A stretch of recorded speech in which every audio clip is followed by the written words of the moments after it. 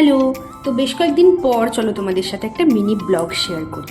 কিছুদিন আগে ছিল আমার শ্বশুরমশাই মানে বাবার বার্থডে। সেই মতো বাড়িতে আমি ছোট্ট করে বাবার বার্থডেটা সেলিব্রেশন করেছিলাম। তো প্রথমেই দেখলে যে ফুলের তোড়াটা আমি ওখানে রাখলাম, সেটা আমি আর আমার বর সন্ধেবেলা বেরিয়ে বাবার জন্য কিনে এনেছিলাম। আর সাথে এনেছিলাম একটা কেকও।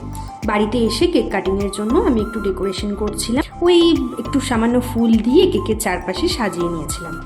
সব কিছুর পর বাবাকে দেখো এখন আমি কেক কাটিং করালাম। আমি জানো তো সবার জন্মদিনে নিজের হাতেই কেক বানাই, তবে এবারে আমার শরীরটা কিন্তু খুব একটা ভালো ছিল না, তাই সেটা আর করে উঠতে পারিনি। তবে যতটুকু সম্ভব বাবার পছন্দ মতো আমি কিছু রান্না করেছিলাম, সেগুলোই দেখো আমি সুন্দরভাবে সাজিয়ে পরিবেশন করেছিলাম বাবার জন্য। মেনুতে কী কী ছিল তোমাদের সাথে শেয়ার করে দিই। প্রথমেই ছিল ভাত, 5 রকম ভাজা, আর এদিকে ছিল পায়েস, মিষ্টি, পাঁপড়, চাটনি, চিংড়ি মাছের মালাইকারি, ভেজ ডাল, ফুলকপির রসা, পমফ্রেট কারি, আর ছিল সর্ষে ইলিশ। আর তো প্রথমেই এখানে বাবার জন্য বানানো পায়েসটা আমি খাইয়ে দিলাম। আর এদিকে দেখো আমি যে আরেকটা রেসিপি রান্না করেছিলাম, কুমড়ো দিয়ে মাছের মাথার ঘন্ট, সেটা তো আমি বাবাকে পরিবেশন করতে ভুলেই গেছি। তো যাই হোক, পরে এটা আমি অ্যাড করে দিয়েছিলাম।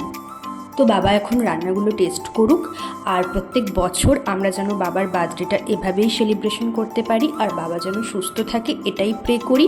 তো চলো আজকের মতো ব্লগটা এখানেই শেষ করছি, দেখা হবে নেক্সট কোনো ব্লগ। টাটা।